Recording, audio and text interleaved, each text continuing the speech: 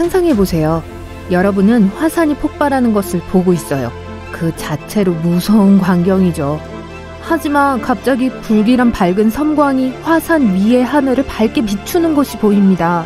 이것은 그 악몽과도 같은 경험을 완전히 새로운 차원으로 끌어올려요.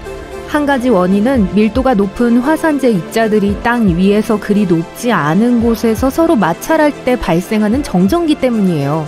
화산 번개의 다른 원인은 지표면에서 높이 올라가 성층권 근처에 있는데 그곳은 혼돈스럽게 움직이는 얼음 결정이 강하게 충돌하는 곳입니다. 살라르드 우유니는 마치 커다란 거울 위에 서 있는 듯한 기분이 들게 만들지만 실제로는 10,000평방킬로미터가 넘는 소금밭입니다. 남아메리카에서 가장 높은 나라인 볼리비아에 위치하고 있어요. 이 천연 거울은 오래전에 증발한 선사시대 호수의 잔재예요. 비록 평평해 보일지 모르지만 GPS 기술은 일부 지역에 2.5cm도 안 되는 작은 층이 있다는 것을 보여줍니다. 이곳은 약 100억 톤의 소금을 가지고 있어요. 만약 적절한 시간에 그곳에 도착하면 근처의 호수 중 일부가 살짝 넘쳐서 물의 층을 형성해서 하늘을 비추는 거울 역할을 해요. 많은 현지인들이 그곳에서 소금과 리튬을 추출해요. 이곳을 방문하거든 세계 최초의 소금 호텔에 들르는 걸 잊지 마세요. 페루에서는 진짜 무지개산을 볼 수 있습니다. 과학자들은 여전히 이 현상을 설명하지 못해요. 화려한 산 꼭대기에 도달하기 어렵지만 자연에서 파란색, 빨간색, 녹색, 노란색, 분홍색을 보는 것은 분명히 기억에 남을 일입니다. 얼어붙은 비행 접시처럼 보이는 것은 사실 매우 가연성이 높은 메탄가스 방울이에요. 물속에 갇힌 채 환상적인 풍경과 놀라운 패턴을 형성해요.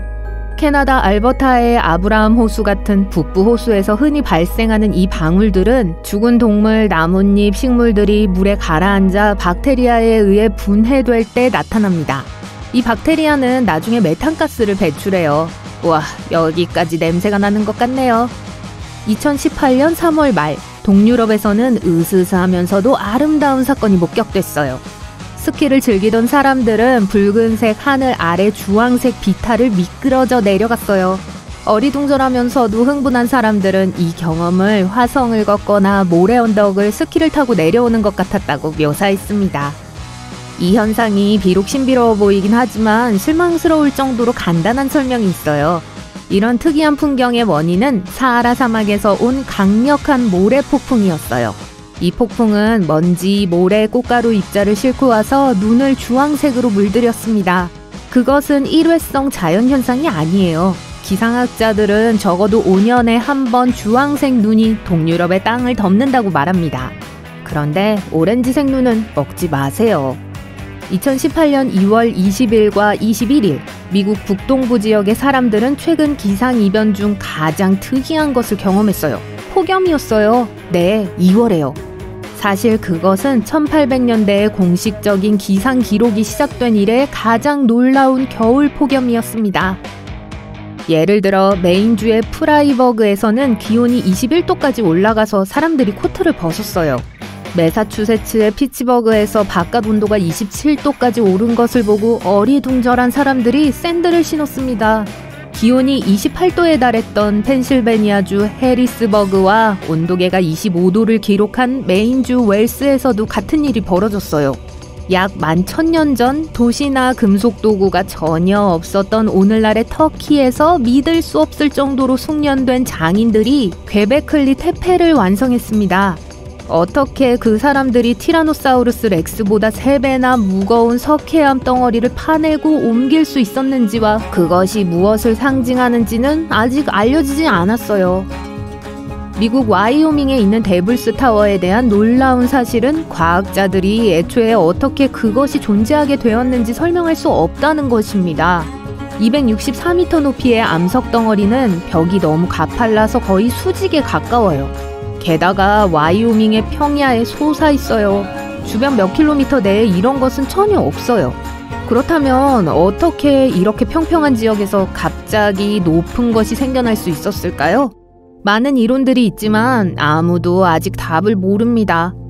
크로아티아의 호수 국립공원은 주요 관광 명소이자 많은 독특한 동식물들이 모여있는 세계 문화유산이에요. 사방에서 흐르는 무한한 폭포와 맑은 호수가 어우러져서 마치 서사 영화 세트장처럼 보입니다. 1980년대 중반, 한 스쿠버 다이버가 일본 해안에서 요나구니 기념비를 발견했습니다. 과학자들은 이 구조물들이 수천 년 된 것이라고 확신합니다. 하지만 여전히 그것이 천연인지 인공인지는 확신하지 못해요. 만약 그것이 고대 도시라는 것이 증명된다면 새로운 미스테리는 어떤 사라진 문명이 그것을 건설했고 어떻게 바다 밑바닥까지 왔는가 하는 것입니다. 이 바위들의 모양과 형태는 몇몇 인공적인 작업의 결과가 아니에요. 강렬한 화산 폭발에 의해 만들어졌어요. 과학자들은 여전히 왜 아일랜드의 자이언트 코스웨이가 그렇게 이상한 모양으로 만들어졌는지 혼란스러워하고 있습니다. 1812년 알 수 없는 이유로 영국의 한 농부가 지역 화가에게 돈을 주고 산비탈에 있는 수톤의 흙을 제거하고 백악으로 윤곽을 채웠어요. 화가는 돈만 받고 도망갔기 때문에 농부는 또다시 돈을 지불하고 알튼 반스 화이트 호스를 완성시켰습니다. 아이슬란드의 검은 폭포는 아이슬란드를 둘러싸고 있는 어두운 색의 용암 기둥에서 그 이름을 얻었어요. 폭포의 바닥에는 날카로운 바위가 있어요. 전체 건축물은 아이슬란드의 유명한 건물들에서 볼 수 있는 아이슬란드 건축에 영감을 주었습니다. 습한 겨울밤에 숲에서 머리카락 얼음을 볼 수 있어요. 솜사탕이나 흰머리 가발처럼 생긴 특이한 얼음 결정이 썩은 나무 위에서 자랍니다. 불행하게도 이 아름다움은 해가 뜨자마자 녹아버려요. 최근에야 과학자들은 머리카락 얼음을 만드는 것을 발견했습니다. 여태껏 그것은 바로 준비됐나요? 곰팡이균이었어요. 그것은 얼음이 매우 얇은 털을 형성하도록 해주고 밤새도록 이 형태를 지지하도록 돕습니다. 이 특정한 종류의 곰팡이가 존재하지 않을 때는 연약한 털 대신에 얼음은 껍질 같은 구조를 형성해요. 산불의 가장 흔한 원인 중 하나는 뇌우에서 나오는 번개입니다. 하지만 산불이 뇌우를 일으킨 사례에 대해 들어본 적이 있나요? 이제 듣게 되실 거예요. 2018년 5월 11일 텍사스주 아마릴로에서 멀지 않은 곳에서 있었던 일입니다. 초대형 말라드 화재는 공중의 밀도가 높은 거대한 구름을 만들었을 뿐만 아니라 그 열기는 또한 나중에 90km 떨어진 텍사스 윌러 카운티에 동전 크기의 우박이 수톤이나 내리게 만든 격렬한 뇌우를 야기시켰어요. 카엔지는 네브래스카에 있는 가장 이상한 랜드마크입니다. 이 작품을 만든 사람은 진짜 스톤헨지를 연구했고 그의 아버지에게 경의를 표하기 위해 오래된 자동차로 자신만의 버전을 만들었어요. 어떤 차들은 돌기둥처럼 서 있고 어떤 차들은 아치로 연결되어 있어요. 왜 이런 것을 만드냐고 물었을 때 그 건축물을 만든 사람은 안 될 것도 없죠 라고 답했어요. 2007년 미시간 호수 바닥에서 스톤헨지를 닮은 것이 또 하나 발견됐어요. 원형의 돌무더기와 마스토돈 조각이 있었어요. 이 동물은 10,000년 전에 사라졌으므로 조각은 그보다 더 오래됐을 거예요. 그 위치는 대중에게 공개되지 않았어요. 행운을 빌어요. 캐나다의 허드슨만은 아마도 지구상의 다른 어느 곳보다 중력이 더 낮은 세계에서 유일한 곳일 겁니다. 심지어 회의론자들도 그 차이가 정밀 장비로 측정됐기 때문에 비웃을 수가 없어요. 그렇다면 이곳에서는 중력이 달에서처럼 낮다는 뜻일까요?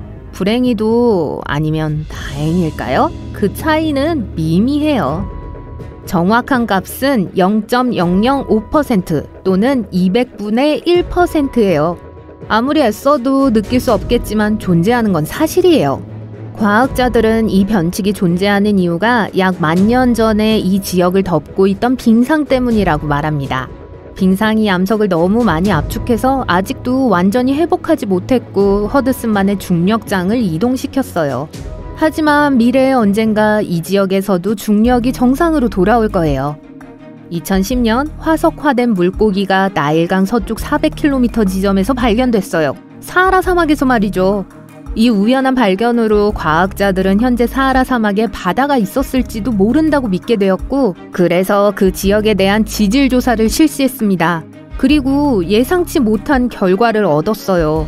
모래 아래에서 거대한 무언가의 증거를 발견했는데 바다의 일부가 전혀 아니었어요. 몇 달 동안 그 연구는 육지에 있는 GPS 장비로 계속되었고 나중에 모든 지상 데이터가 수집되었을 때 과학자들은 인공위성에서 그 지역을 관찰했습니다. 그 광경은 놀라웠어요. 사막 아래에 거대한 분지가 있었고 그 근처에 작은 분지가 있었어요. 이 분지의 해안을 따라 고대 인류의 정착지가 이전에 발견되었는데 이제 연구원들은 마침내 왜 사람들이 그 장소에 살기로 선택했는지에 대한 답을 얻었습니다. 그곳에는 대단한 크기의 호수가 있었어요. 총 10만 평방킬로미터가 넘는 담수가 있었죠. 그건 미시간 호수의 절반 크기예요.